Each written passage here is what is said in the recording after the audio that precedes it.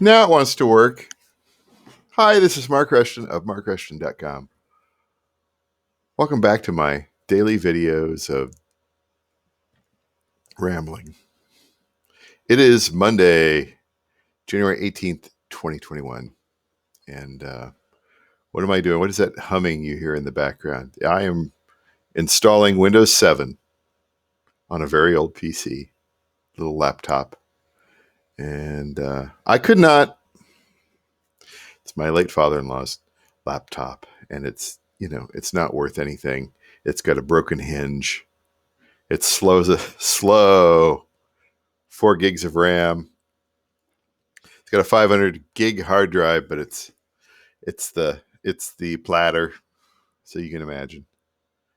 And I tried to get in there, and what is all this crap on my desk here? For God's sakes! Try to get in there and wipe all the PII, personally identifiable information, in there. And then there was one aspect of it that just was not. It was not going to.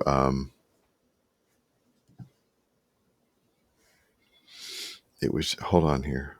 Wait. Force restart. We'll just let it be there.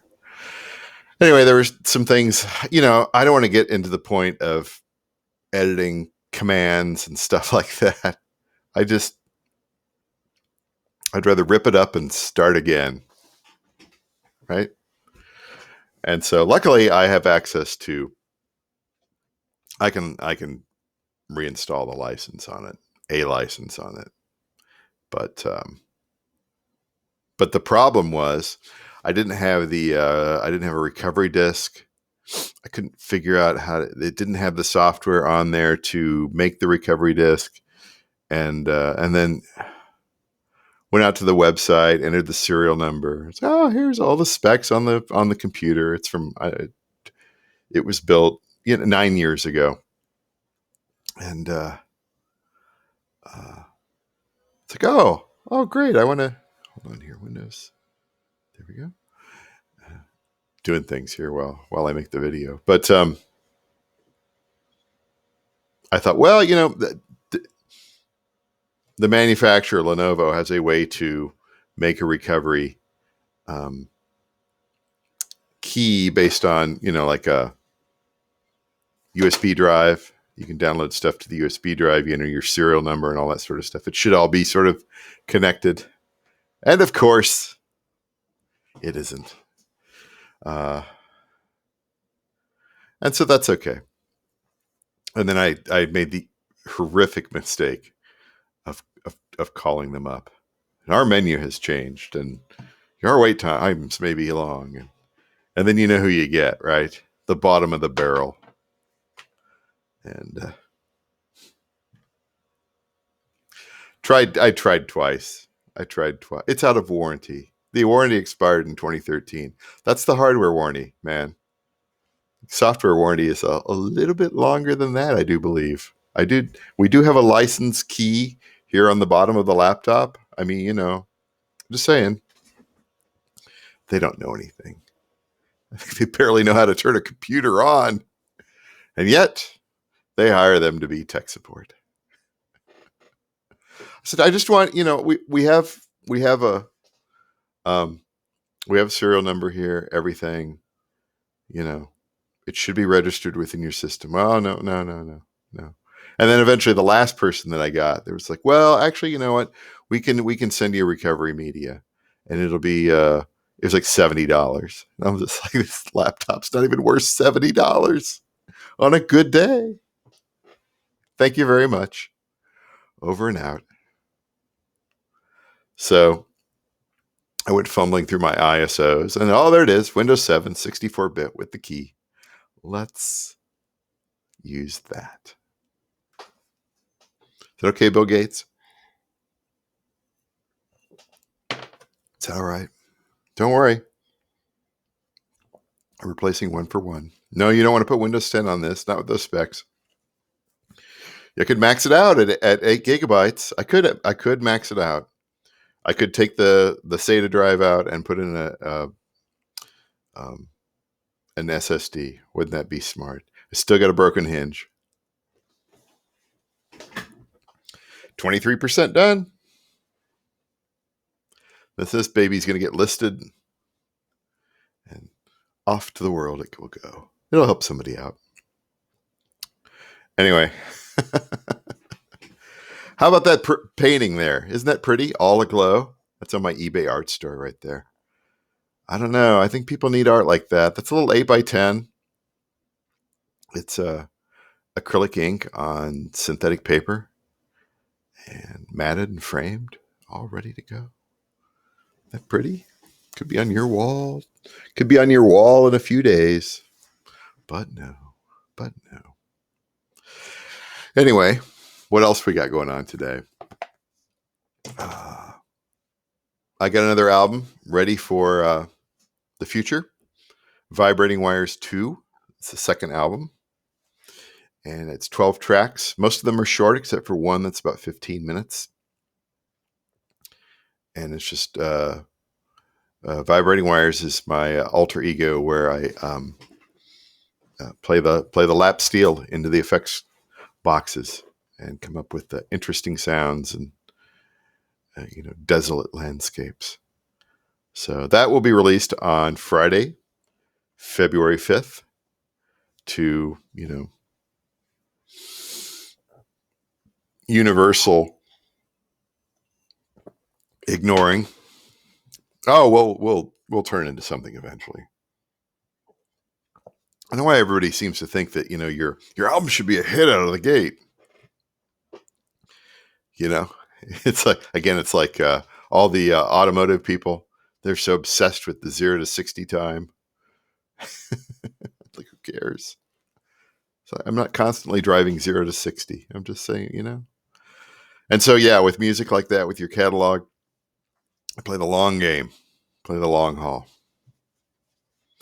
What else is going on? Edited some field recordings. The field recordings that John and I made last night with John. We were hanging out at Cedar Lake in Cedar Rapids. Cold.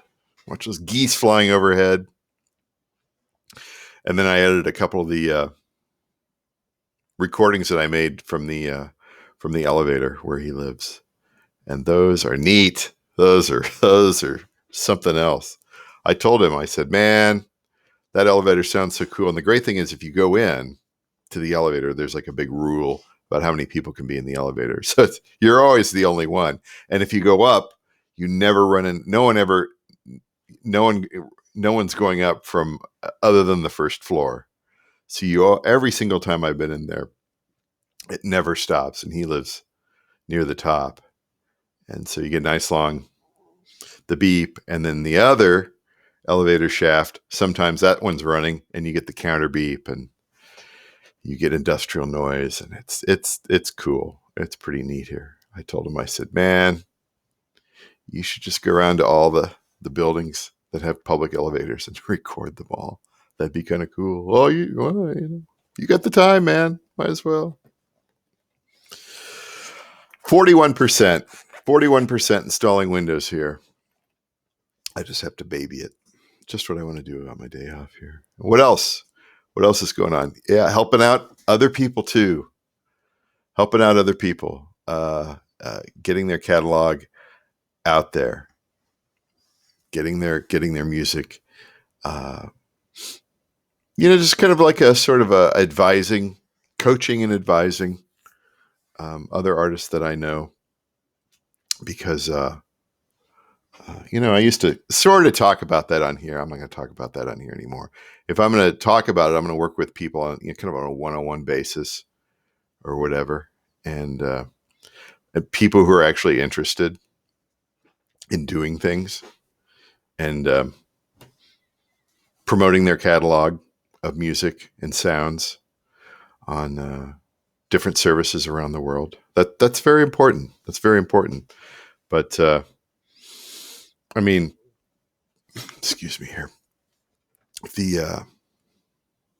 What did I read this weekend? I wrote, God, first of all, stop watching the news, because the news contrives to frighten you.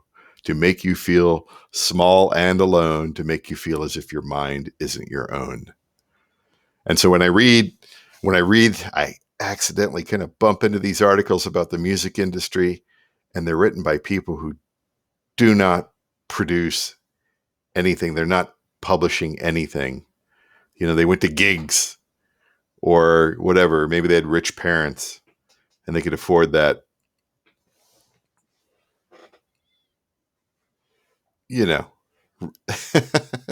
That sort of pseudo bohemian lifestyle, right? Your daddy's paying the bills. Probably. And so you'll write whatever you're told, right? And it, some of the things may be true, but the way that you frame it, the way that you, I'm not going to talk about what I read, where I read, or whatever, because they're all the same. They all come out of the same pot of garbage. They all come out of the same garbage truck, and it's all artists aren't paid enough, and all that sort of stuff. The great thing was that the comments on the article, there were a few people in there who actually, were musicians and tried to educate the masses, the masses against the classes. Yes. Yeah. The masses, they don't want to know. They don't want to, if I could sit here and talk about this topic until I, bore the hell out of you. Right. But if you're not a publishing musician and you're not doing what you can to promote your catalog, to promote your works, and not in a traditional sense of, album tour, hit the media, show up on whatever those late night shows are that don't sell anything, right? How many records do those shows sell? I don't think so. It's all part of a circuit. That's fine. I don't care. But anyway, yeah. So you get these articles, and they don't know anything about the music industry, and they just assume that they just assume a lot, right? And they always frame everything in a way that it's always us versus them, big versus little, and maybe it is to a certain extent, and yeah, maybe the big record companies, yeah, they did some bad things in the past, particularly with regard to contracts. Maybe they still do it today. I don't know. I'm never going to sign one of those contracts anyway. So they don't talk about viable alternatives like Bandcamp, right? They never talk about that. If they do, it's in the part that was cut out of the article, right? Like, well, we didn't have enough room. Really? You don't have enough room on the internet for the why don't you come out with a deluxe edition of that article, right? Or do I have to pay for that?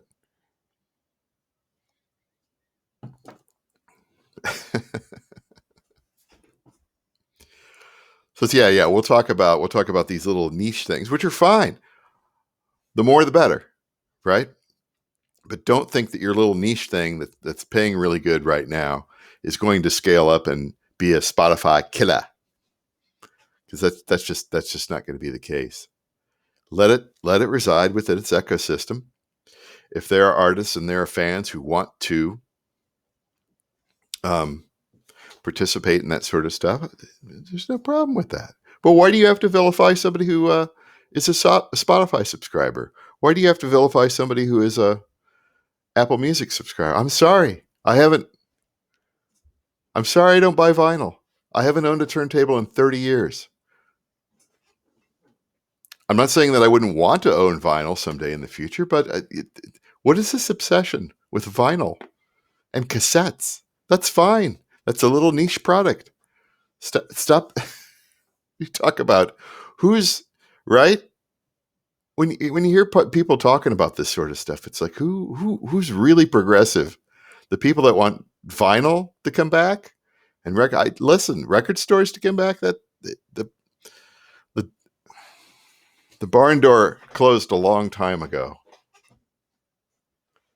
and I don't get it, man. I don't get why music journalists are just living in the past, and they want the future to be living in the past. Oh my God, why can't we go back to wax cylinders?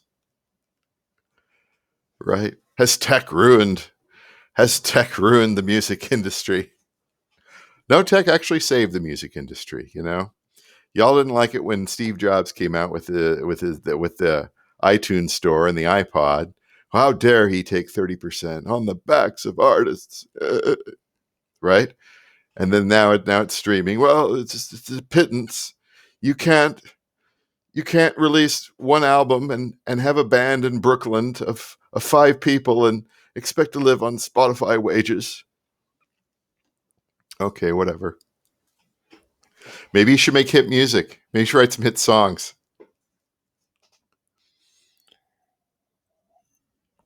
I know I got off on a tangent there, but I like to joke about these people because they don't know what they're talking about. They don't know what they're talking about. And I do. I kind of know what I'm talking about. Yeah, I have been in the music industry for 20 years. I've been releasing music electronically through the independent distributors since 2004. I make avant-garde, ambient, electronic, goofy stuff and field recordings. I am on the edge, man.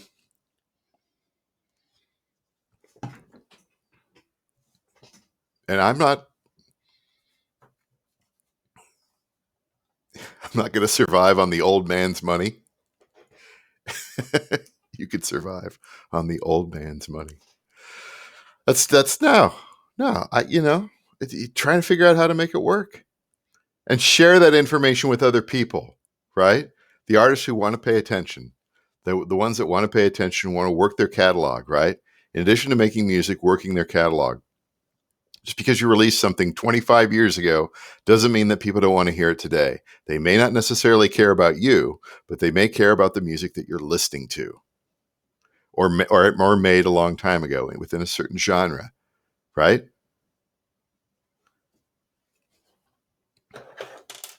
But to get music journalists interested in that sort of thing, there always has to be some sort of there always has to be something negative. It's a zero-sum game. The Marxism versus capitalism. Why does it have to be like that? Why doesn't the government pick the winners and losers? I thought the critics tried to do that. They weren't very good at it. Have you heard the Fiona Apple album? Not the best album of the year. I didn't hear all the albums of last year, so I really honestly I can't tell you. But I tried to listen to that Fiona Apple album. I think I got further into the Joanna Newsom albums than I did the Fiona Apple album. Just there's a market for that. I'll say that. I will say there's a market for that. But that's not me. That's how I put it. Trying to be nice. Expanding Windows files, 98%. It's time for me to go. I must baby this laptop and send it back out to the world. It's a much older laptop, but legit, with its broken hinge. All right. It's my rant for today. Monday, January 18th, 2021. I'll talk to you later.